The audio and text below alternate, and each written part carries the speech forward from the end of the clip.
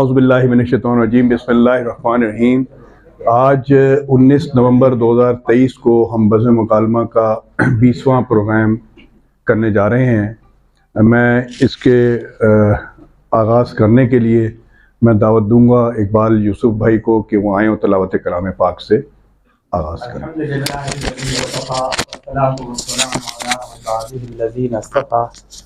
اما بعد فاعوذ باللہ من الشیطان الرجیم بسم اللہ الرحمن یا بنی اسرائیل اذکروا نعمتی التی انعمت علیکم واوفوا بعہدی اوف بعہدکم وایای فارہبون وآمنوا بما انزلت مصدقا لما معکم ولا تکونوا اول کافر بہ ولا تشتروا بآیاتی ثمنا قلیلا وایای فاتقون ولا تلبسوا الحق بالباطل وتکتموا الحق وانتم تعلمون وَأَقِيمُوا الصَّلَاةَ وَآتُوا الزَّكَاةَ وَارْكَعُوا مَعَ الرَّاكِعِينَ أَتَأْمُرُونَ النَّاسَ بِالْبِرِّ وَتَنْسَوْنَ أَنفُسَكُمْ وَأَنْتُمْ تَتْلُونَ الْكِتَابَ أَفَلَا تَعْقِلُونَ وَاسْتَعِينُوا بِالصَّبْرِ وَالصَّلَاةِ وَإِنَّهَا لَكَبِيرَةٌ إِلَّا عَلَى الْخَاشِعِينَ الَّذِينَ يَظُنُّونَ أَنَّهُمْ مُلَاقُو رَبِّهِمْ وَأَنَّهُمْ إِلَيْهِ راجعون۔ صدق اللہ العظیم۔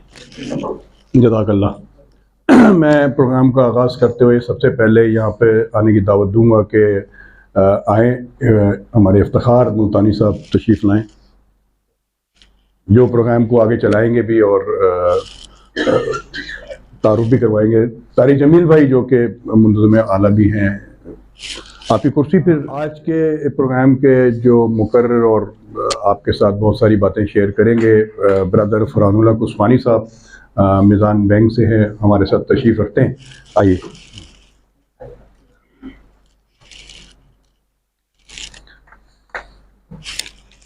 بزم مکالمہ آج تقریباً 20 ماہ سے اس شہر میں مکالمے کی جو ہے وہ ایک ایسی شکل، ایک ایسی جہت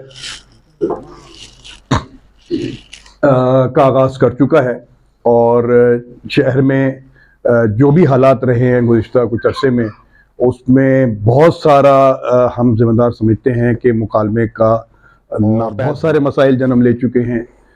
خود صرف اگر ہم صرف ادبی حوالوں سے بات کریں تو یہاں پر بھی یہ اس طرح کا کوئی ماحول بہت زیادہ نہیں ہے۔ ہم نے کوشش یہ کی ہے کہ شہر کے کچھ ایسے لوگوں کو، سنجیدہ افراد کو جو بات کرنا جانتے ہیں، بات کرنا چاہتے ہیں، بات سن سکتے ہیں، اپنی بات کو آگے تک پہنچا سکتے ہیں، ہم ان کو جمع کریں، ان سے بات کریں، اور ایسے لوگ جو کہ استادوں کے درجے پر ہیں ان کی بات سنیں اور سمجھیں۔ مختلف موضوعات آج تک اس میں ذکر ہوتے رہے ہیں، اور پروگرام جیسے کہ طارق بھائی نے بتایا کہ اس میں کچھ تھوڑی سی ایسی جزیات ہیں جس کو طے کر کے اس پروگرام کو اچھی طریقے سے کوشش کرنے کی کوشش کی ہے کہ ٹھیک وقت پر شروع ہو، ٹھیک وقت پر جو ہے وہ اس کا اختتام ہو، تاکہ لوگ اپنے دیگر جو روزانہ کے معمولات ہیں اس کو بھی بغیر الحمدللہ ہم اس میں کامیاب ہوئے ہیں، اور مختلف موضوعات آج تک اس میں جو ہے وہ زیر بحث رہے ہیں۔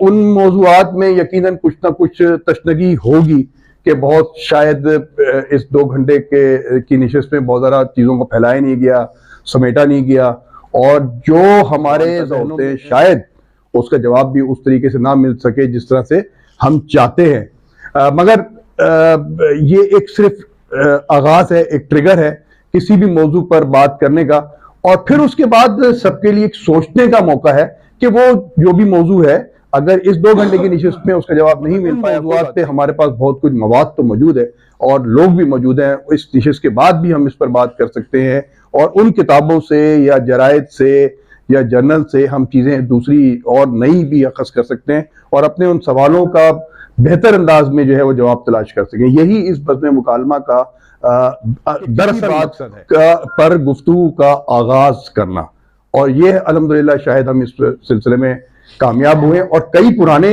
ایسے ادارے، ایسے فورم، ایسے انجمنیں، تنظیمیں جو پہلے شاید کرتی رہی ہوں مگر بیچ میں سلسلہ جو ہے وہ متروک ہو گیا تھا، ان تنظیموں نے بھی دوبارہ سے اس مکالموں کی مختلف شکلیں جو ہے وہ دوبارہ سے شروع کر دی۔ یہ بڑی خوش آئند بات ہے۔ میں مزید وقت ضائع کیے بغیر افتخار ملتانی صاحب کو جو ہے میں حوالے کروں گا مائک، تاکہ وہ آئیں اور مقرر کا بھی تعارف کروائیں، اور آج کی جو نشست ہے وہ کیا ہے، اس پر کیا گفتگو ہونی ہے اس پر بھی بات کریں۔ السلام علیکم ورحمۃ اللہ وبرکاتہ۔ مجھ سے کہا جاتا ہے تعارف کرائیں، مجھے سمجھ میں نہیں آتا جب معزز مہمان کریں گے تو پورا تعارف تو ان کا جب مکمل جب ہی ہوگا. میں اس وقت کیا تعارف کراؤں؟ ہاں تھوڑے سے قوائف میں البتہ بیان کیے دیتا ہوں معزز مہمان کے، ٹھیک ہے نا. جناب نے مطلب یہ کہ کامرس میں ایم اے کیا تھا، پھر اکنامکس میں ایم فل کیا، اور پھر اسلامک جو سینٹر آف اسلامک اکنامکس ہے دارالعلوم دیوبند کا جس کے ہیڈ ہیں، اس سے یہ سرٹیفائڈ اسلامک بینکنگ کاؤنسلر ہیں. اور اس کے علاوہ دنیا بھر میں اور پاکستان میں بھی مختلف سیمینارز میں ایڈریس کرتے رہے ہیں، کافی کانفرنسز میں شریک ہوتے رہے ہیں، پڑھاتے بھی رہے ہیں، اور اسلامک بینکنگ کے سمجھیے ایک طریقے سے ماسٹر ٹرینر بھی ہیں.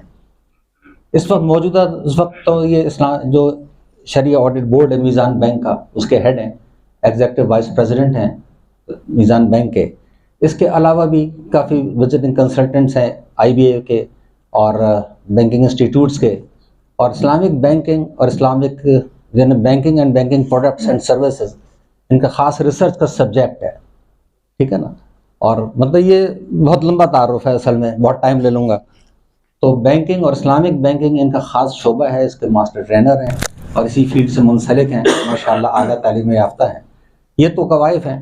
تعارف ان کا یہ ہے کہ بہت شائستہ اور خلیق معزز مہمان کے سپرد کرتا ہوں مائک، اور یہ موضوع پر آئیں اور پھر آپ لوگوں سے بات چیت. بسم اللہ الرحمن الرحیم، نحمده ونصلی علی رسولہ الکریم. السلام علیکم ورحمۃ اللہ وبرکاتہ. اچھا، افتخار ملتانی صاحب نے جو تعارف کیا اس میں ان کی جو ہے وہ تھوڑی سی ایگزیجریشن کہوں گا میں، یہ نہیں ہے صرف ایک ادنا سا طالب علم سبجیکٹ. اس کا بیک گراؤنڈ چھوٹا سا یہ کہ میرے کریئر کا سٹارٹ ایز اے کنسلٹنٹ اور ایز این ERP کنسلٹنٹ تھا، اور اس کے اندر الحمدللہ ریزنیبل طریقے سے پروگریشن ہو رہی تھی اور آگے چیزیں بڑھ رہی تھیں. صرف 2 چیزوں میں ہی اضافہ ہو رہا تھا، ایک تنخواہ اور پیسے کے اندر، اور دوسرا گریڈز کے اندر. تو اللہ سبحانہ و تعالیٰ سے ایک دعا کنٹینیوس رہتی تھی جو بچپن سے گھر سے سیکھی تھی، ربنا آتنا فی الدنیا حسنۃ وفی الآخرۃ حسنۃ وقنا عذاب النار. دنیا اور آخرت دونوں کے لیے. تو بات یہ ہوتی تھی کہ جب رات کو سوتے تھے اور صبح اٹھتے تھے تو اس کے بعد ایک سینس آف ڈسسیٹسفیکشن سا تھا کہ پیسے ہی بڑھے جا رہے ہیں، اور الحمدللہ پیسے ٹھیک ٹھاک بڑھ رہے تھے. ایک چھوٹا سا سلسلہ یہ تھا کہ حکومت کی طرف سے اعلیٰ تعلیم کے لیے کچھ اسکالرشپس کا سلسلہ تھا، کمپیٹیٹیو ایگزام تھے، اور اللہ نے اس میں سرخرو فرمایا. تو وہاں سے اللہ نے دل میں ڈالا کہ کام یہ ہے کہ جس کے اندر آپ کا کیریئر بھی بنے اور ساتھ ساتھ اللہ کے نظام کے نفاذ میں کچھ حصہ بھی ڈلے. تو اگر ایسا کچھ ہو تو پھر زندگی کا مقصد جو اصل میں ہمارے یہاں پر اتارنے کا آنے کا ہے، کہ اصل مقصد تو صرف اور صرف ایک ہی ہے کہ اللہ کی رضامندی. تو یہ تو جو نصیب میں لکھا ہے، جتنا پیسہ اور رزق وہ ویسے تو ملنا ہی ہے. تو ایسا کام کریں کہ جس کے اندر تھوڑا سا آخرت کے لیے بھی کچھ اکاؤنٹ میں پیسہ بڑھ جائے.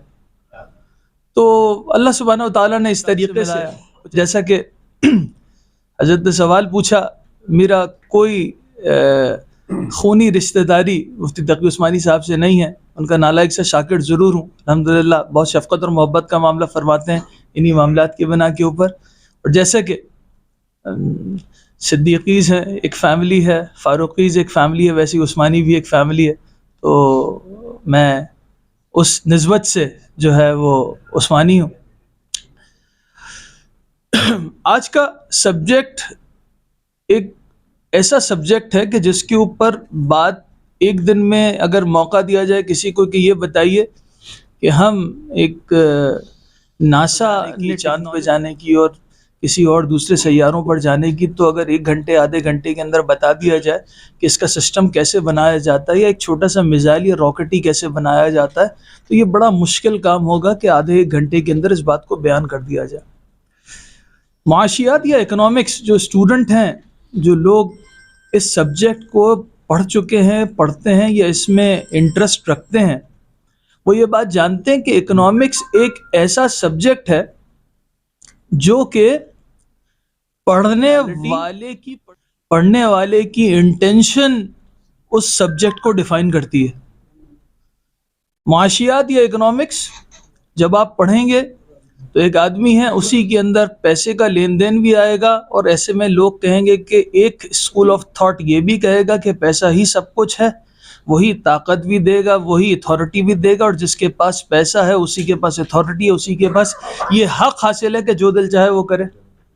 اور دوسری طرف ایک اور ہے کہ پیسے کا تو انسان کو رائٹ ہی نہیں ہے, بلکہ جو اس کے اوپر نگران مقرر کیے گئے ہیں وہ جیسا دل چاہے ویسا اس پیسے کا, اس طاقت کا استعمال کریں, اور باقی والے صرف ان کے لیے یوز کیے جانے کی چیزیں ہیں جو افراد ہیں. اور ان بٹوین تو ایک اتنا اہم سبجیکٹ جس کے اندر دنیا میں کوئی بھی شخص اکنامکلی, بھلے وہ دنیا کی سب سے بڑی اکانومی لائک امریکہ ہو, یا دنیا میں اکنامکلی سب سے چھوٹا شخص جس کو عرف عام میں ہم فقیر کہتے ہیں وہ ہو, دونوں میں سے اور ان بٹوین تمام جو کچھ موجود ہیں, کوئی بھی یہ نہیں کہہ سکتا کہ میرا معاشیات سے, اکانومی سے یا اکنامک سے تعلق نہیں ہے. کوئی بھی یہ نہیں کہہ سکتا, کیونکہ فقیر بھی در حقیقت اکنامک سسٹم کے ایک حصے کو, ایک چیز کو جس کو میڈیم آف ایکسچینج کہتے ہیں یا ویلتھ کہتے ہیں, اس کے پیچھے بھاگ رہا ہے کہ تاکہ اس سے اس کی کوئی ضروریات پوری ہو سکیں. اور دوسری طرف دنیا کے اندر جو آج کل معاملات دیکھ رہے ہیں ان کی بھی ایک بہت بڑی وجہ یہی میڈیم آف ایکسچینج اور ویلتھ ہے, جن کے اوپر ساری لڑائیاں اور معاملات چلتے چلے جا رہے ہیں. تو پوائنٹ اس, ایک انتہائی اہم ستون ہے, ایک انتہائی اہم فیکٹر ہے دنیا کے اندر نظام کا. اب یہ جو ایک نظام ہے یہ کیسے پاسبل ہے کہ اللہ سبحانہ و تعالیٰ نے جو ہمارا دین راستہ ہمارے لیے منتخب فرمایا اور بتایا کہ یہ وہ دین ہے جو مجھے پسند ہے, یہ وہ راستہ ہے جو میری مرضی کا ہے, اس مرضی کے اندر اللہ سبحانہ و تعالیٰ نعوذ باللہ ہمیں کہیں کہ عبادات, اخلاقیات اور عقائد ہی بہت اچھی چیز ہیں, باقی as far as معاملات is concerned مسلمان موقع کی مناسبت سے معاملات میں آگے پیچھے کر لیں. ایسا نہیں ہو سکتا, پاسبل ہی نہیں. اللہ نے پورا نظام بیان کیا ہے, اور اس نظام میں معاشی نظام بہت اہمیت کا حامل ہے, بہت اہمیت کا حامل ہے. اب معاشی نظام کیا ہے؟ نظام اصل میں جو اللہ کا نظام ہے, جو وہ چاہتے ہیں اللہ سبحانہ و تعالیٰ انسانوں سے کہ دنیا میں اس کا نفاذ ہو, اس نظام کی ایک امپورٹنٹ ایلیمنٹ, پلر, ایک بنیاد معاشی نظام کی ہے اکنامک سسٹم. اکنامک سسٹم آپ کے دین نے آپ کو جو بتایا ہے وہ یہاں سے بتایا کہ کس وقت آف دا سوسائٹی اکنامکلی ہاتھ پھیلائے. دین نے یہ بتایا ہے کہ کس موقع کے اوپر آپ کسی سے مدد مانگ سکتے ہیں. اس کے بعد اوپر ہوتے چلے جائیے تو مستحق زکوٰۃ کے بعد دین کا مزاج یہ کہ دین نے یہ بتایا اللہ سبحانہ و تعالیٰ نے کہ صدقات اور خیرات اللہ سبحانہ و تعالیٰ کے نزدیک کس قدر محبوب چیز ہیں, آفات بلاؤں کو ٹالنے والی چیز, اللہ سے قربت حاصل کرنے والی چیز. اس کے بعد کیا کہا گیا, وہ ہے جو آپ اپنے اہل و عیال پہ خرچ کرتے ہیں. اب اگلی چیز یہ کہی گئی کہ بھائی یہاں پر آپس میں ایک دوسرے کو تحفے تحائف دیا کرو. یہ بھی ایک بات ہے جو دین کی طرف سے محبت بڑھانے والی, مقصد کے لیے نہیں, صرف اللہ سبحانہ تعالیٰ کی رضامندی اور آپس میں محبت کی وجہ سے.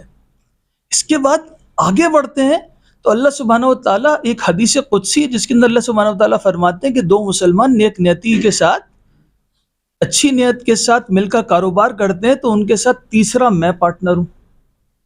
حدیث قدسی.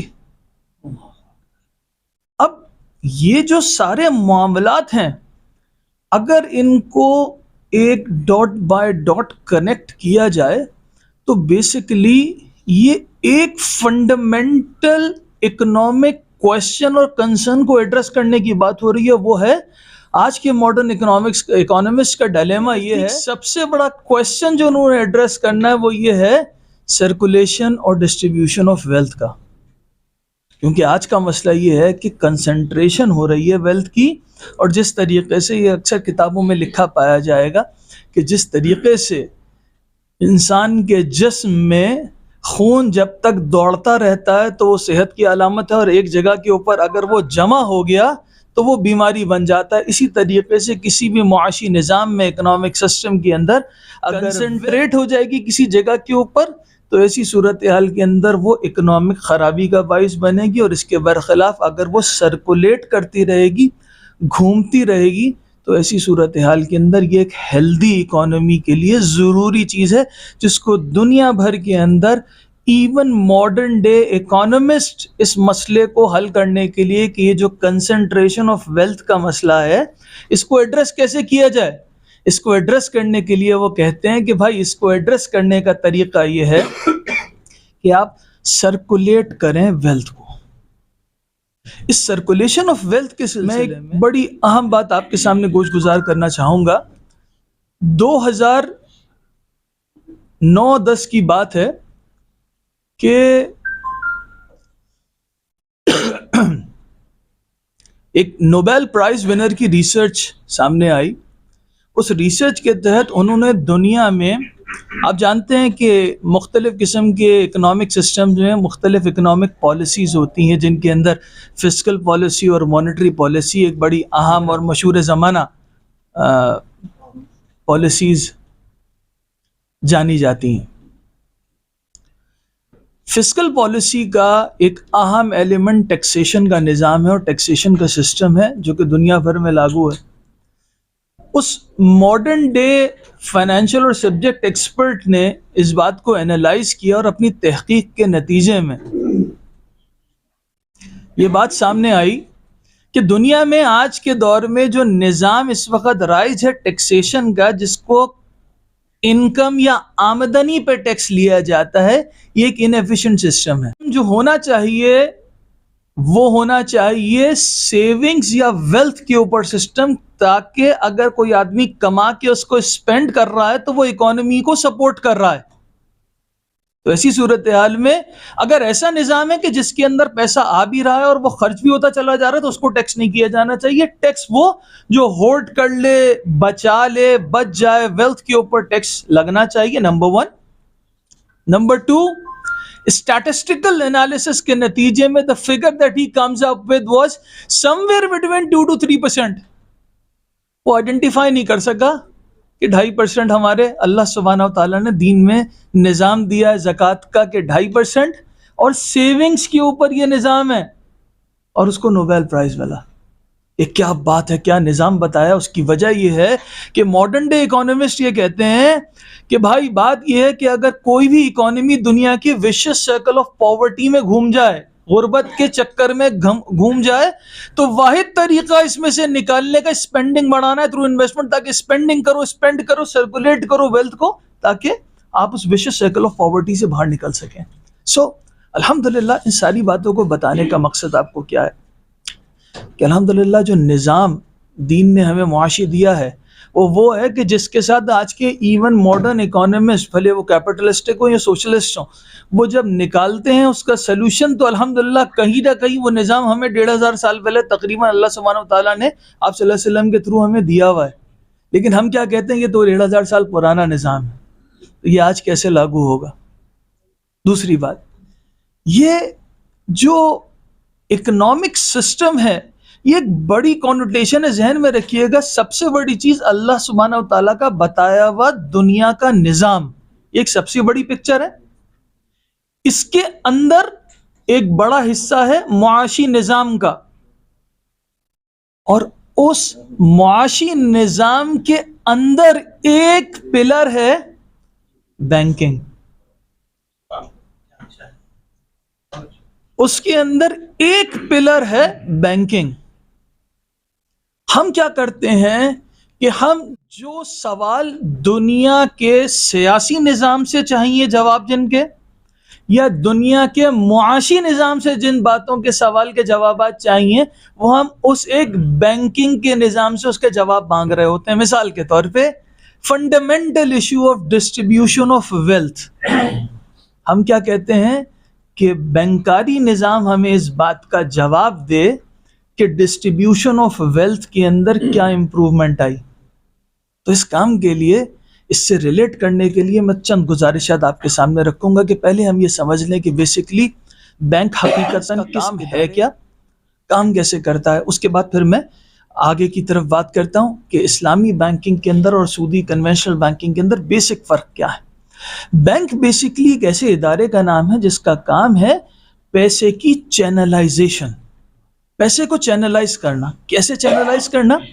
بینک ایک انٹرمیڈیری ہے بیچ میں، جس کا کام یہ ہے کہ ایک طرف وہ لوگ جن کے پاس ایکسس پیسہ ہے ان کو یہ پلیٹ فارم پرووائڈ کرنا کہ آپ یہ پیسہ ہمارے پاس رکھوائیے۔ کیوں رکھوائیے؟ اس کی اگلے کے ذہن میں کوئی بھی وجہ ہو سکتی ہے، سیف کسٹڈی، گھر میں رکھوں گا تو ایسی صورتحال میں چوری کا خطرہ ہے، کیش مینجمنٹ کہ میں آن لائن بینکنگ کے تھرو میرا کچھ کاروبار ہے اسلام آباد میں، کراچی میں کیش رکھوں تو اسلام آباد میں میرا جو پارٹنر ہے یا میرا دوسرے جو ادارے کی برانچ ہے وہ وہاں سے کیش نہیں، تو کیش مینجمنٹ۔ میرا اسکول ہے، کوئی اور ادارہ ہے، کیش کی کلیکشن یا انویسٹمنٹ، کسی کے ذہن میں یہ بھی ہو سکتا ہے۔ کسی بھی مقصد سے ایک طرف کے لوگ پیسہ جن کے پاس ایکسس ہے ضرورت سے، وہ بینک کے پاس یہ پیسہ رکھواتے ہیں، اور بینک اس پیسے کو آئیڈل نہیں رکھتا، بینک اس کو چینلائز کرتا ہے۔ چینلائز کہاں کرتا ہے؟ ان لوگوں کی طرف جن کے پاس اس پیسے کو لگانے کی ضرورت ہے، مواقع ہیں، بھلے وہ ذاتی خرچ کے لیے، کاروباری خرچ کے لیے، یا اگر اوپر لیول پہ چلے جائیں تو حکومتوں کو ضرورت ہوتی ہے ان پیسوں کی۔ اس طریقے سے کیا یہ جاتا ہے کہ ایکسس لیکوڈیٹی والے لوگوں سے یہ پیسہ لیا جاتا ہے اور شارٹ فال والے لوگوں کو یہ پیسہ دے دیا جاتا ہے۔ کنونشنل بینک کیا کرتا ہے؟ کنونشنل بینک اس کام کو کرتا ایسے ہے کہ کنونشنل بینک جو ڈپازیٹرز ہیں ان سے کانٹریکٹ کرتا ہے، جو کہ اکاؤنٹ اوپننگ فارم کی صورت میں ہوتا ہے، اور اس میں یہ کہتا ہے کہ میں آپ سے قرض لے رہا ہوں اور اس قرض کے اوپر اتنی گارنٹیڈ منفعت آپ کو دوں گا، جو کہ ایگزیکٹ ڈیفینیشن ہے ربا کی، جو کہ کلیئر ٹرمز میں حرام۔ دوسری طرف یہاں پر کسی بھی نام سے کوئی ایک انڈیویجول ہو، کوئی S M E, commercial, corporate, یا کوئی حکومت وقت ہو، وہ کسی بھی ضرورت ذاتی خرچ کے لیے like personal loan, credit card کے اندر اوور ڈرافٹ کرنے کے بعد اس کو ریوالو کرانا، کاروبار میں ورکنگ کیپٹل فائنینسنگ، یا پھر کسی پروجیکٹ کی فائنینسنگ یا برج فائنینسنگ، کسی بھی نام سے ہوتے ہوتے، یا حکومت وقت مختلف ڈیولپمنٹل پروجیکٹس کے لیے، ڈیم بنانے کے لیے، روڈز بنانے کے لیے، پل بنانے کے لیے پیسوں کی ضرورت ہو تو وہ ان بینکوں سے قرضہ لیتے ہیں اور قرض کا معاہدہ کرتے ہیں، اور اس قرض کے اوپر ڈیسائیڈڈ منفعت دی جاتی ہے ان بینکوں کو، جو کہ اگین ربا ہے۔ بینکوں کی کوشش، ان کنونشنل بینکوں کی یہ ہوتی ہے کہ یہاں پر کم سے کم ریٹ آف انٹرسٹ کے اوپر پیسہ لیا جائے اور یہاں زیادہ سے زیادہ ریٹ آف انٹرسٹ پہ پیسہ دیا جائے، اور یہ جو گیپ ہے، ڈفرنس ہے ان پیسوں کا، یہ کہلاتا ہے بینکنگ اسپریڈ، اور یہ کنونشنل یا بینکوں کی کور آمدنی ہوتی ہے۔ یہ ہے بینکوں کا کام۔ تو بیسکلی چینلائزیشن آف منی بینکوں کا اصل کام ہے۔ اب آتے ہیں اسلامک بینکس، پھر یہ کام ظاہری طور پہ دیکھنے میں تو ایسا ہی لگتا ہے کہ یہی کام کر رہے ہیں، تو حقیقتاً فرق کیا ہے؟ صرف نام کا فرق ہے کہ ان کے ساتھ اسلامک لگا دیا۔ اسلامک بینکاری کے اندر طریقہ کار یہ ہوتا ہے کہ گائیڈنگ پرنسپل یہ لیا گیا سورہ بقرہ کی اس آیت سے، جس میں اللہ سبحانہ و تعالیٰ فرماتے ہیں اعوذ باللہ من الشیطان الرجیم وَأَحَلَّ اللَّهُ بَيْعَ وَحَرَّمَ الرِّبَا، اللہ نے حلال قرار دیا ہے تجارت کو، بے کو، وہ حرم الربا، ربا کو حرام قرار دیا۔ تو بیسکلی اس آیت میں کہیں اللہ سبحانہ تعالیٰ نے یہ نہیں فرمایا، نہ اس کی کسی تفسیر میں یہ بات کسی عالم دین نے بتائی کہ بھائی یہ جو چینلائزیشن آف منی کا معاملہ یہ ان اٹ سیلف فی نفسی ہی ناجائز ہے۔ بالکل ایسا نہیں۔ اگر کسی طرف ڈپازیٹر کے اندر تھوڑی دیر کے لیے سوچئے کہ کوئی ڈپازیٹر انویسٹمنٹ کے مقصد سے پیسہ لگاتا ہے اور ان میں کوئی بیوہ ہے، یتیم کا پیسہ ہے، ریٹائرڈ لوگوں کا پیسہ ہے، تو ان کے پاس سیف کسٹڈی پلس انویسٹمنٹ، یہاں پر کچھ کاروباری دوسرے طرف لوگ موجود ہیں جو کہتے ہیں کہ ہمارے ساتھ شراکت داری کے لیے ہمیں انویسٹمنٹ سرمایہ چاہیے، اور جو منافع آئے گا جائز کام کے تھرو آ رہا ہے تو ہم اس کی تقسیم آپ کے ساتھ بھی کریں گے۔ تو یہ کام فی نفسی ہی بہت نیکی کا ہے، لیکن کرنے کا طریقہ انفارچونیٹلی جو کنونشنل بینک کر رہے ہیں وہ صریح خلاف ورزی ہے اللہ سبحانہ و تعالیٰ کے حکم کی کہ ربا حرام ہے، تو کریں کیسے؟ تجارت کے تھرو۔ اسلامک بینکس کیا کر رہے ہوتے ہیں، میں اس پہ تھوڑا سا آپ حضرات کے سامنے ماڈل پیش کرتا ہوں۔ اسلامک بینکس کرتے یہ ہیں کہ ڈپازیٹر سے جو پیسہ لیتے ہیں، یہ ایک پارٹنرشپ جس کو مضاربہ کہا جاتا ہے اس کی بیس کے اوپر لیا جاتا ہے، جس میں ڈپازیٹرز وہ پارٹنر ہیں جو پیسے کو انویسٹ کرتے ہیں، اور بینک وہ پارٹنر ہے جو اپنی سروسز، اسکلز اور ایکسپرٹیز کو لگا کے اس پیسے کو جائز اور حلال طریقے پہ انویسٹ کرتا ہے، اور اس سے جو منافع آتا ہے وہ منافع دونوں پارٹنرز دیٹ از بینک اور ڈپازیٹرز آپس میں تقسیم کر لیتے ہیں پہلے سے طے شدہ پروفٹ شیئرنگ ریشو میں۔ ذہن میں رکھیے گا، شریعت کی ریکوائرمنٹ ہے ریشو، ریٹ نہیں۔ ریٹ کا مطلب کیا تھا؟ لاکھ پہ رکھوایا اور آپ کو 10% ملے گا، 15% ملے گا، 5% ملے گا، 20% ملے گا، یہ ریٹ ہے۔ ریٹ ڈیسائیڈ کر لیا، ناجائز ہو گیا۔ ریشو کا مطلب جو بھی منافع آئے گا 50-50، 60-40، 70-30 کے ریشو پہ جو پہلے سے ڈیسائیڈ کیا جانا ضروری ہے، اس کے اوپر تقسیم کیا جائے گا۔ یہ شریعت کی ریکوائرمنٹ ہے۔ ایک بات، اب جب یہاں پر یہ پیسہ آیا، جمع ہوا، تو اس پیسے کو بیسکلی اسلامک بینک 3 میجر طریقوں پہ انویسٹ کرتے ہیں آگے، جہاں سے جب جائز اور حلال منافع آتا ہے تو وہ پھر تقسیم کیا جاتا ہے امنگ بینک اور ڈپازیٹرز۔ اب یہ 3 مین کام کیا ہے، میں آسان سی مثال دیتے ہوئے کوشش کروں گا سمجھانے کی۔ پہلا، نہیں کوئی بات، پہلا طریقہ ہے تجارت کا۔ تجارت کا مطلب کیا ہے؟ اسلامک بینک ان پیسوں سے تجارت کرے گا۔ تجارت کیسے کرے گا؟ میں اس کی ایگزامپل دے دیتا ہوں۔ فرض کیجئے ایک ٹیکسٹائل یا ایک گارمنٹ مینوفیکچرر ہیں جن کو ایکسپورٹ کا آرڈر ہے، اور وہ بینکوں کے پاس رننگ فائنانس لینے کے لیے جاتے ہیں اور کہتے ہیں کہ بھائی اصل میں صورتحال یہ ہے کہ ہمارا اسپننگ بھی ہے، اسٹچنگ بھی ہے، سارے یونٹس ہیں، تو ہمیں کپاس خریدنی ہے، تو ہمیں سیزن میں کپاس کے لیے پیسہ چاہیے، پیسے سے کپاس خرید کے اور اس کے بعد پھر ہم یارن بنائیں گے، گرے فیبرک بنائیں گے، کلرڈ فیبرک، اس کے بعد اسٹچنگ کریں گے، ایکسپورٹ کریں گے، تو اس کے لیے رننگ فائنانس چاہیے کنونشنل بینکوں سے۔ اسلامک بینک کہے گا کہ میں قرضہ نہیں دے سکتا آپ کو، میں کیا کروں گا، ان ڈپازیٹرز کے پیسے سے آپ کے لیے جو آپ کی ضرورت کی کپاس ہے یہ خریدوں گا۔ فرض کیجئے 10 ملین کی کپاس خریدی گئی جو آپ کی ریکوائرمنٹ ہے، اس کے اوپر 1 ملین کا فرض کیجئے، فرضی نمبر بتا رہا ہوں، پروفٹ رکھا اور اس کو آپ کو بیچ دیا گیا اور کہا کہ اس کی قیمت آپ ہمیں 6 مہینے کے بعد، 1 سال کے بعد ادا کر دیجیے گا، جو بھی وقت ہوگا 1 مہینے کے بعد ادا کر دیجیے گا۔ اب یہ جو منافع آیا، کوائٹ پاسبل کہ یہ منافع اتنا ہی ہو جتنا کہ وہ جو ٹیکسٹائل یونٹ اگر کسی کنونشنل بینک سے رننگ فائنانس قرضہ لیتا، اس کے اوپر جتنا سود دینا ہوتا یہ منافع اتنا ہی ہو، لیکن انہوں نے جو لیا تھا اس میں انڈر لائن کانٹریکٹ تھا قرض کا جس کے اوپر منفیت تھی، جو کہ کلیئر ٹرمز میں حرام ہے۔ یہاں پر تجارت کے تھرو چیز خرید کے بیچی گئی جس پہ منافع کمایا گیا، ہو سکتا ہے ڈیوریشن بھی اتنا ہی ہو، اینڈ ریزلٹ ظاہری طور پہ دور سے دیکھنے والے کو لگے کہ بھائی اگر سودی بینک سے لیتے تو 10 ملین پہ 1 ملین ہی اوپر دینا تھا، اسلامک سے لیا تو 10 ملین پہ 1 ملین ہی اوپر دیا۔ فرق کہاں ہے؟ فرق ہے ان کانٹریکٹ اور ٹرمز میں۔ یہ جو مال خریدا گیا حقیقتاً اسلامک بینکس نے جو شریعت کی ریکوائرمنٹس ہیں سیل پرچیز کے متعلق کے مال کا اسپیسیفائڈ، آئیڈینٹیفائڈ، کوانٹیفائڈ ہونا، پریزنٹ ہونا، یہ ساری جو ضروریات ہیں شریعت کی، یہ اس میں پورا ہونا، بینک کی جو ریکوائرمنٹس ہیں یہ ضروری ہیں، سیل کی جو ریکوائرمنٹس ہیں یہ ضروری ہیں۔ اس میں مختلف طرح کی سیلز ہوتی ہیں، کچھ مرابحہ کہی جاتی ہے، مساومہ ہے، سلم ہے، استثناء ہے، میں ان کی تفصیلات میں وقت نہیں ہے تو جا نہیں سکوں گا کہ ہر پروڈکٹ کیا کیا ہے، لیکن اگر آپ میکرو لیول پہ دیکھیں تو یہ ٹریڈ کے طریقوں سے منافع کمایا جاتا ہے، پہلی چیز۔ دوسری چیز کرایہ داری کا ارینجمنٹ۔ کرایہ داری کا ارینجمنٹ کیا ہے؟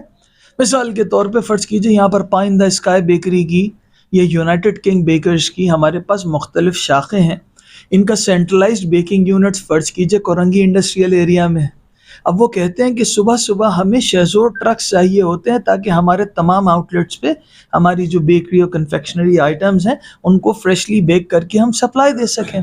تو اسلامک بینک کیا کرے گا؟ کام دیکھے گا جائز ہے، اس کے بعد ایک کرایہ داری کا معاہدہ کرے گا جس کے تحت ڈپازیٹرز کے پیسے سے شہزور ٹرک خود خرید کے ان کو کرائے پہ دے دیے جائیں گے، اور یہ جو کرایہ آئے گا یہ بیسکلی آمدنی ہوگا جو کہ اسلامک بینک اور ڈپازیٹرز شیئر کریں گے.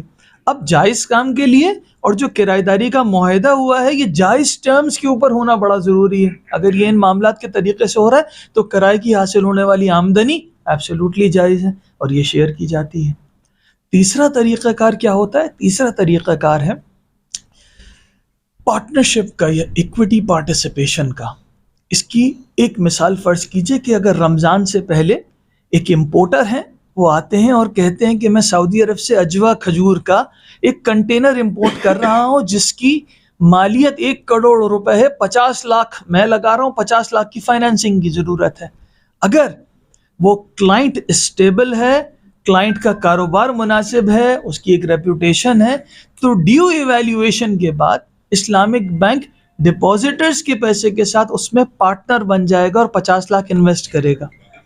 اب اس انویسٹمنٹ کے نتیجے میں جب امپورٹ ہوا اجوا کھجور کا کنٹینر، فرض کیجئے اس کو بیچا اور بیچنے کے نتیجے میں 10 لاکھ کا منافع آ گیا، تو جو امپورٹر تھا اس نے 5 لاکھ اس میں سے رکھے، اسلامک بینک کو 5 لاکھ ملے، اور اس 5 لاکھ میں سے 2.5 لاکھ فرض کیجئے آدھی آدھی کی ہر جگہ فرض کیجئے شیئرنگ ہو رہی ہے، تو 2.5 اسلامک بینک نے رکھے اور 2.5 ڈپازیٹرز میں تقسیم کر دیے.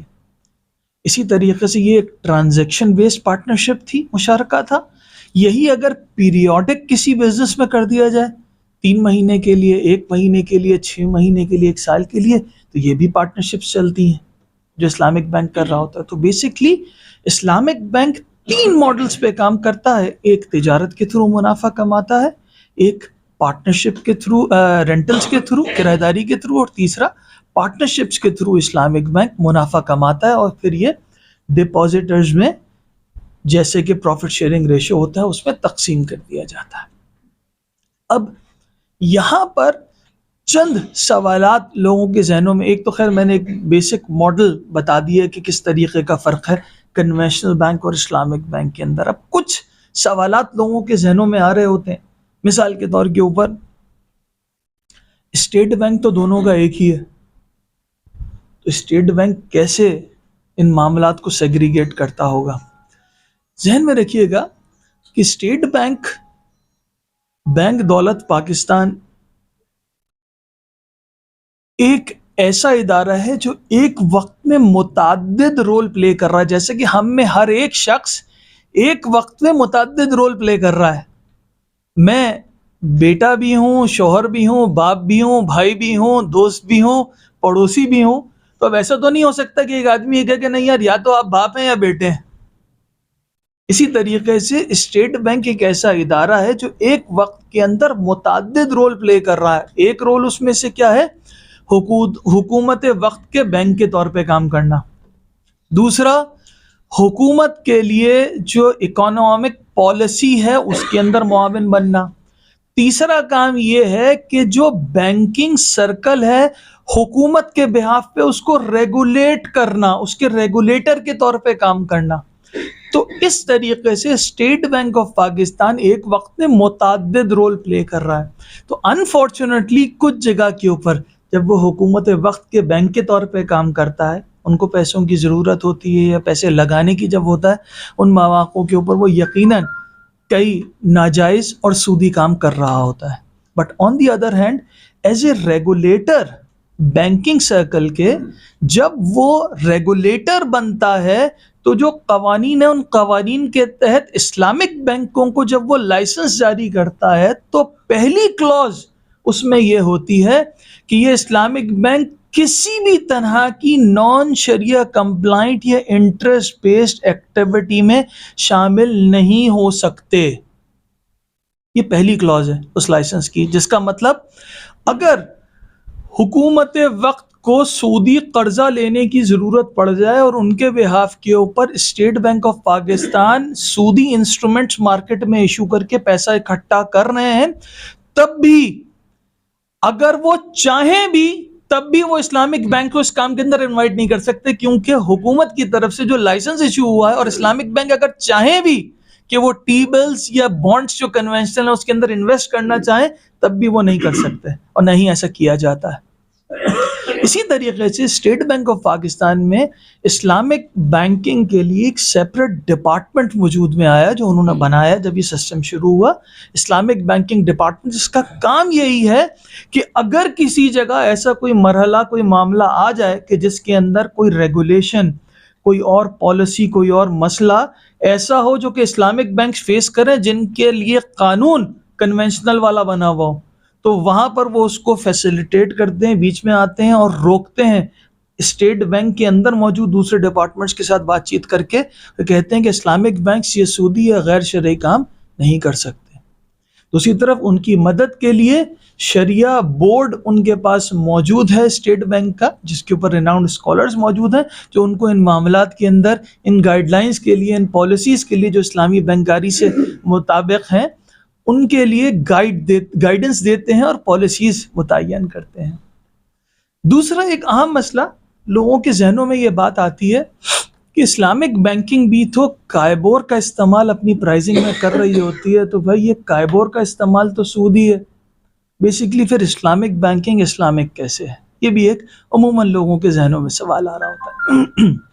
اچھا، اس میں کیا بات ہے؟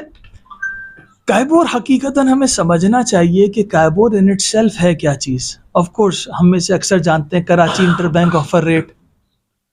اکثر جب میں پڑھا رہا ہوتا ہوں تو میں لوگوں سے پوچھتا ہوں کہ کائبور اور لائبور کیا ہے، تو کائبور تو کراچی انٹر بینک اور لائبور وہ لاہور انٹر بینک کہہ رہے ہوتے ہیں۔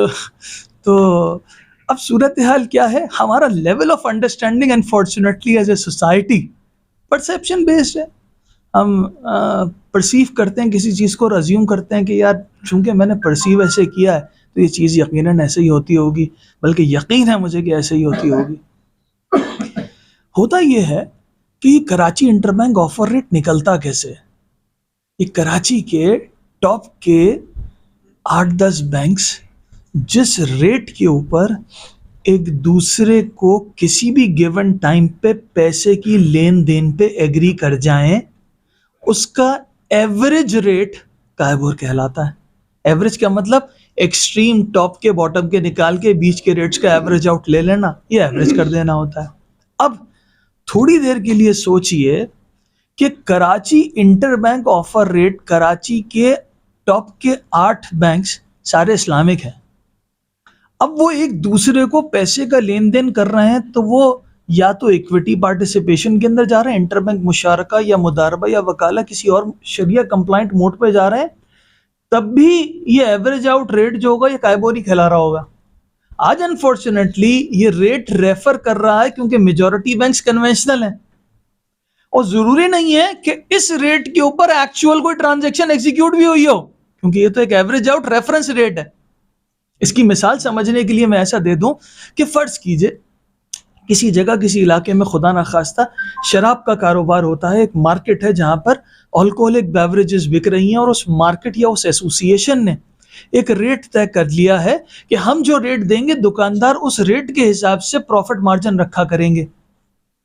امپورٹڈ کے اوپر فرض کیجئے 20% کا مارجن، اور جو لوکل پروڈکٹس ہیں ان کے اوپر 10% کا مارجن فرض کیجئے۔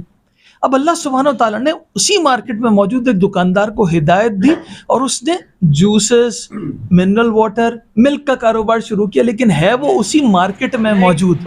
اب وہ اسی 10 اور 20% کے مارجن سے اگر جوس بیچتا ہے، سافٹ ڈرنکس بیچتا ہے، پانی بیچتا ہے یا دودھ بیچتا ہے، تو کیا اس کا یہ جائز اور حلال پروڈکٹس کا بیچنا صرف اس وجہ سے ناجائز ہو جائے گا کہ اس نے جو ریفرنس ریٹ لیا ہے وہ اس مارکیٹ کا لیا ہے جس میں زیادہ تر شراب بک رہی ہے؟ اور کل انشاءاللہ العزیز جب اس پوری مارکیٹ کے اندر شراب کا نام و نشان نہیں ہوگا اور صرف جائز اور حلال پروڈکٹس بک رہی ہوں گی، تب بھی یہ اسی مارکیٹ کا ریفرنس ریٹ ہوگا۔ تو ریفرنس ریٹ حقیقتاً ریفرنس ہے، اور یہ سمجھانے کے لیے ہے کیونکہ اب ذہن میں یہ رکھیے گا کہ جب آپ کارپوریٹس کو آفر کرتے ہیں، جب کارپوریٹ اور بڑی بڑی کارپوریٹ اور حکومت وقت کو دیتے ہیں تو ان کے اندر کمپٹیشن ہوتا ہے۔ کمپٹیشن اس بات کا کہ جناب یہ بتائیے گا کہ کیا صورتحال ہے, کس طرح کس کے کیا ریٹ کمپیٹیٹیوز ہیں. تو حقیقتاً کائبور ان اٹ سیلف ایک ریفرنس ریٹ ہے جس کے استعمال سے کوئی ٹرانزیکشن جائز یا ناجائز نہیں ہوتی. وہ جو ٹرانزیکشن ان اٹ سیلف کس انداز سے ایگزیکیوٹ کی گئی ہے, شریعت کے اصولوں کا اس میں خیال رکھا گیا ہے, تو ایسی صورتحال کے اندر وہ ٹرانزیکشن جائز ہوگی. اس کی ایک مثال ایسی دیکھ لیجئے, فرض کیجئے کہ جناب کوئی مارکیٹ ہے جہاں پر بہت ہی بہترین جانمازیں بکتی ہیں, ٹوپیاں بکتی ہیں, سعودی عرب سے امپورٹڈ کھجوریں بکتی ہیں, احرام بکتے ہیں, فرض کیجئے. اب خدا نہ خواستہ اس مارکیٹ کا ریٹ لے کے کوئی آدمی ناجائز کام شروع کر دے, دیسی گندم کا آٹا جو حسن اسکوائر پہ بکتا ہے وہ بیچنا شروع کر دے, ایسی صورتحال کے اندر وہ کام کسی بھی صورت اس مارکیٹ کے ریٹ کا ریفرنس لینے سے جائز نہیں ہو جائے گا. وہ تو ان اٹ سیلف فی نفسی ہی ناجائز کام ہے, تو ناجائز کام ناجائز رہے گا نو میٹر آپ کتنا ہی اچھا ریفرنس اٹھا لیں.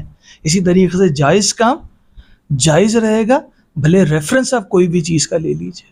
اسی طریقے سے ایک اور اہم سوال لوگوں کے ذہنوں میں آتا ہے کہ بھائی اسلامک بینکنگ نام ہے نفع و نقصان کی شیئرنگ کا, لیکن آج تک ہمیں کوئی ایسا آدمی نہیں ملا جس کو نقصان ہو گیا ہو. تو یہ کون سا کاروبار ہے کہ جس کے اندر صرف اور صرف نفع ہی نفع ہے, نقصان نہیں؟ یہ ذہن میں تو سوال آتا ہوگا نا. اچھا, اب اس پہ صورتحال ہے کیا؟ حقیقتاً دو باتیں سمجھیے گا. پہلی بات, نفع اور نقصان ہر پروڈکٹ کے اندر اس کی نوعیت اور نیچر الگ ہے. مثال کے طور کے اوپر میں اگر میرے پاس ایم اے جنا روڈ کے اوپر اسپورٹس کے سامان کی ہول سیل کی دکان ہے میری, اور میں سامان سیالکوٹ سے امپورٹ کرتا ہوں, اور پورے کراچی کے اندر جو مختلف علاقوں کے اندر اسپورٹس کی دکانیں ہیں وہ لوگ مجھ سے سامان خرید کے لے جاتے ہیں. مثال کے طور پہ کرکٹ ورلڈ کپ چل رہا ہے تو کرکٹ کے متعلق کرکٹ بیٹ بالز وغیرہ بہت زیادہ بک رہے ہیں. اب ایسی صورتحال میں نے ان کو امپورٹ کرا کے یا سیالکوٹ سے منگوا کے سامان اور ان لوگوں کو بیچا. اب خدا نہ خواستہ کسی دکاندار, فرض کیجئے کورنگی میں موجود کوئی دکاندار ہے, اس کی دکان میں موجود سامان جل گیا, اس نے مجھ سے مال خریدا تھا, اب وہ میرے پاس آیا کہ آپ ایسا کیجئے کہ میرے ساتھ نفع نقصان میں شیئر کیجئے کیونکہ میرا نقصان ہو گیا, اب آپ شیئر کیجئے. تو کیا ٹیکنیکلی میں ایز اے دکاندار اس کے ساتھ نقصان میں شیئر کرنے کا روادار ہوں؟ The answer is absolutely no. میں نے آپ کو مال بیچا ہے, ہو سکتا ہے اس مال میں آپ بیچ نہ سکیں, پڑے پڑے دیمک لگ جائے, خراب ہو جائے, تباہ ہو جائے, ہو سکتا ہے بارش ہو جائے بھیگ کے خراب ہو جائے, ہو سکتا ہے خدا نہ خواستہ مال چوری ہو جائے, اور ہو سکتا ہے آپ 3 گنا پروفٹ پہ بیچ دیں کہ لوگ کورنگی سے ایم اے جنا روڈ تک آنے کے بجائے آپ ہی کے پاس سے مال خرید رہے ہیں. دونوں صورتوں کے اندر میں نے جس قیمت پہ آپ کو مال بیچا ہے میں تو وہی قیمت لوں گا آپ سے, ایسا ہی ہے.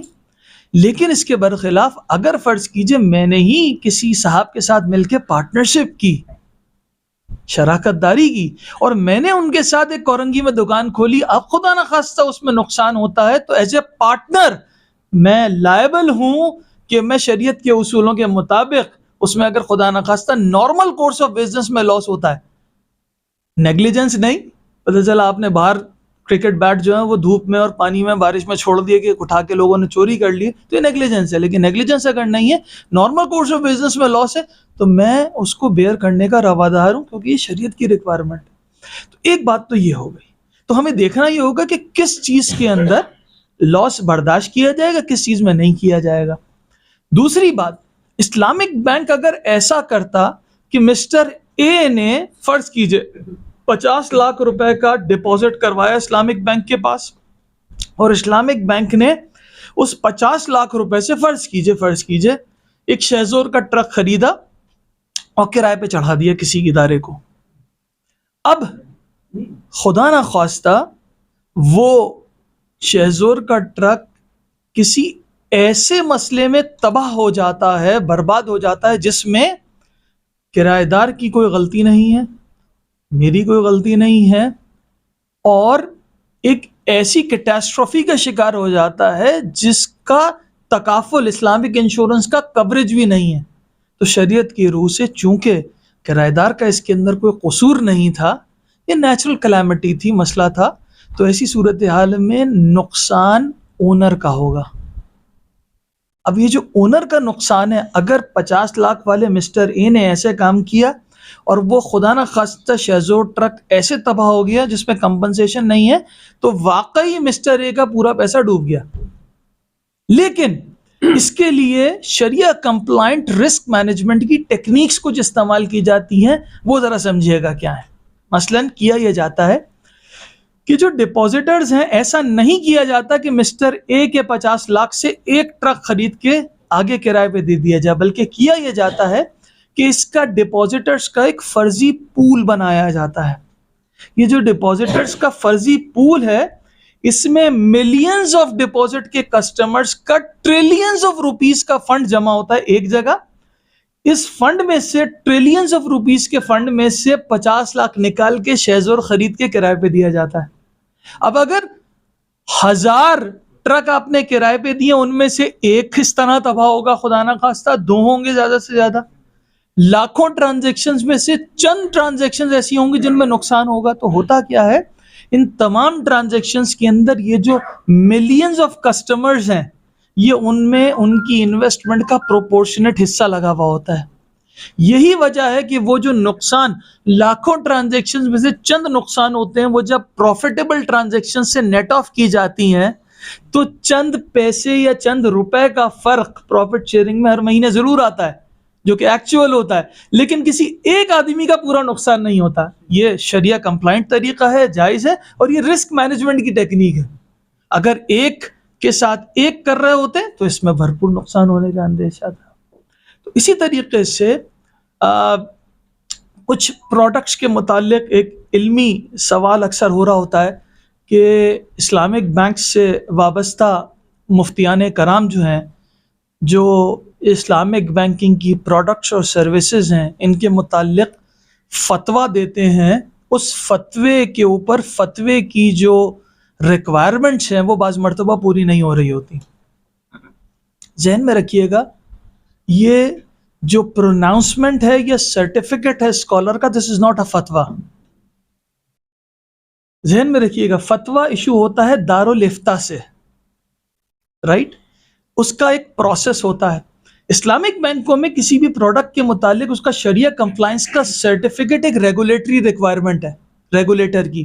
اس کا طریقہ کار یہ ہوتا ہے کہ یہ جب پروڈکٹ ڈسکس کی جاتی ہے تو بینکوں کے شریعہ سپروائزری بورڈ کے سامنے جب یہ پروڈکٹ جاتی ہے، وہاں پر یہ پروڈکٹ ڈیٹیل میں ڈسکس ہوتی ہے اور اس کے منٹس تیار ہوتے ہیں. اور یہ منٹس آفیشیل ڈاکیومنٹ ہے جو کہ ایون ریگولیٹر کی طرف سے بھی ریویو ہوتے ہیں، آڈیٹرز اور کنسرن پارٹیز کی طرف سے بھی ریویو ہوتے ہیں.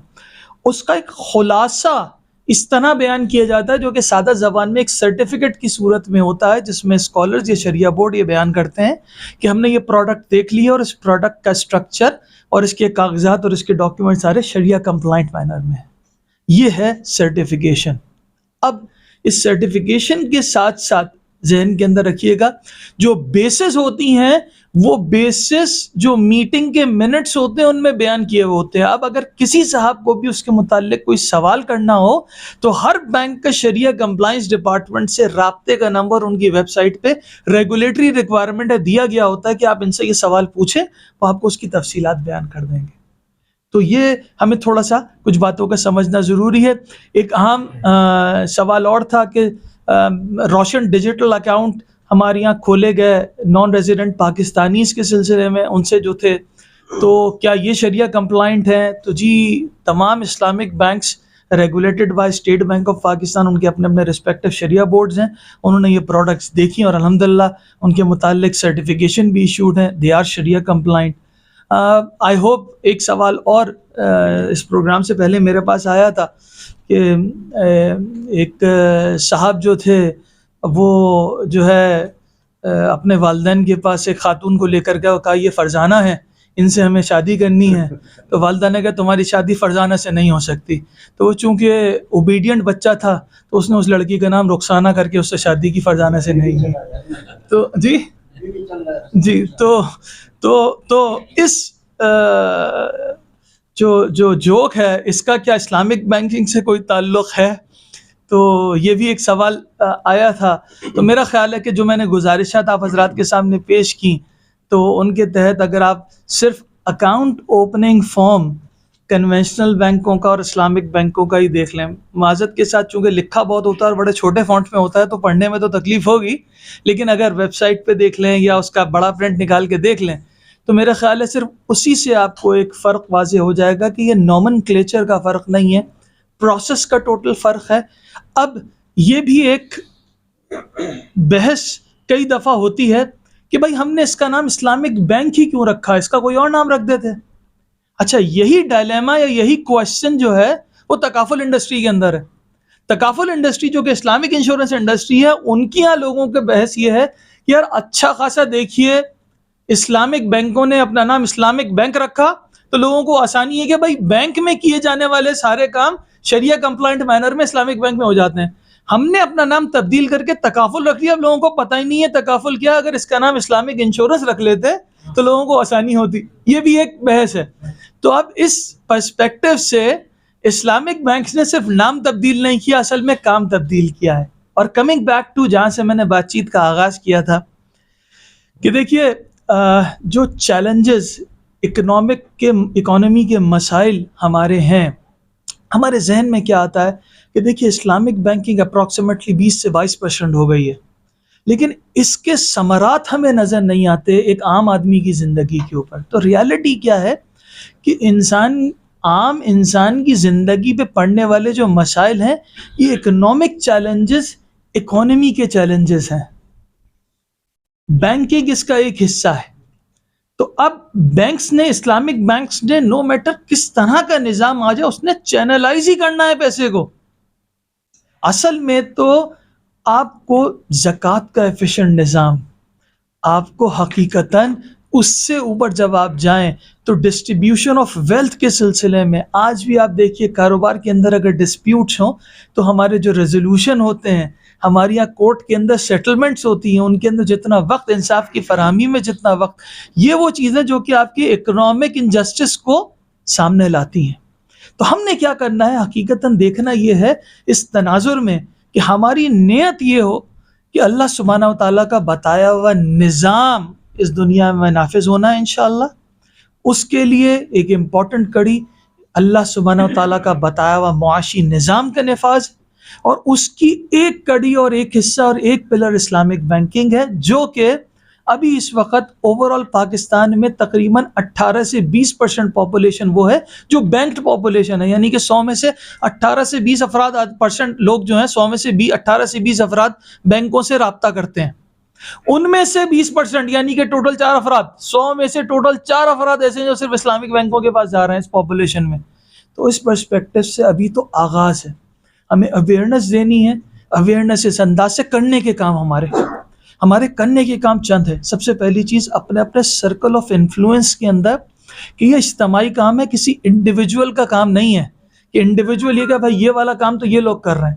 ہر شخص اکانومی معاشیات سے لنکڈ ہے، اور اس نے اپنے سرکل آف انفلوئنس کے اندر اللہ سبحانہ و تعالیٰ کے بتائے ہوئے نظام کے مطابق اپنے معاملات کو درست کرنا ہے۔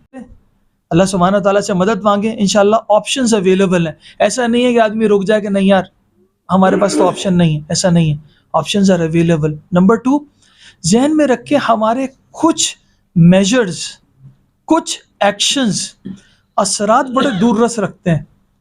میں سمجھانے کے لیے ایک بات کہہ رہا ہوں، صرف میرا قطن ذہن میں رکھیے گا، جو حضرات احباب جانتے ہیں میرا قطن کوئی بزنس ٹارگٹ نہیں ہے بینک کے اندر، لیکن میں صرف سمجھانے کے لیے کہہ رہا ہوں۔ ہم کیا کرتے ہیں بعض مرتبہ ذرا سی آسانی کے لیے سودی بینکوں میں کرنٹ اکاؤنٹ کھول لیتے ہیں۔ اب اس چینلائزیشن آف منی کے پرسپیکٹو میں تھوڑی دیر کے لیے سوچئے گا، آپ کر کیا رہے ہیں؟ کر یہ رہے ہیں ہم سودی بینک میں کرنٹ اکاؤنٹ کھولنے کا مطلب یہ کہ ان کو آپ نے 0% پہ پیسہ دے دیا، انہوں نے آگے اس کو پی آئی بیز کے اندر، بانڈز کے اندر، ٹی بلز میں 18-20% پہ لگا دیا، اور پورا کا پورا پیسہ لے جا کے 2 برانچیں اور کھول لی۔ تو ہم جانتے بوجھتے نہیں، انڈائریکٹلی اس سسٹم کو مدد فراہم کر رہے ہیں، صرف معصومیت کے اندر اور اگنورنس کے اندر۔ یہ تو پہلا اسٹیپ ہے، یہ ان اٹ سیلف سولوشن تھوڑی ہے، یہ تو ایک پلر ہے۔ ہمیں تو پورے نظام کو نافذ کرنے کے لیے کوشش کرنی ہے، جس کے لیے سمجھنا ضروری ہے کہ ہمارے یہاں معاشیات ہے کیا، دین کا مزاج ہے کیا، زکوٰۃ کا سسٹم مانگتا کیا ہے، ہمیں اکنامکلی جو آج ہمارے مسلمان بھائیوں کے ساتھ غزہ کے اندر ہو رہا ہے، اس کے پیچھے دشمنوں کی کتنے 100 سال کی ورکنگ شامل ہے. کیا انہوں نے اس کے اوپر اکنامکس پہ اور اکنامک اسٹرینتھ کے اوپر ورکنگ نہیں کی تھی؟ یقیناً کی تھی. ڈیفنس کے اوپر اور ٹیکنالوجی کے اوپر ورکنگ کی تھی نہیں کی تھی؟ کی تھی. کیا انہوں نے اپنی آنے والی نسل در نسل ذہن سازی کی تھی نہیں کی تھی؟ کی تھی. ایک دن میں تھوڑی ہو گیا ایسا. ہمیں اس بات سے نہ صرف ذہن میں رکھنا چاہیے اپنے، بلکہ اس کے لیے عملی قدم بھی اٹھانا چاہیے. جزاک اللہ خیر. یہ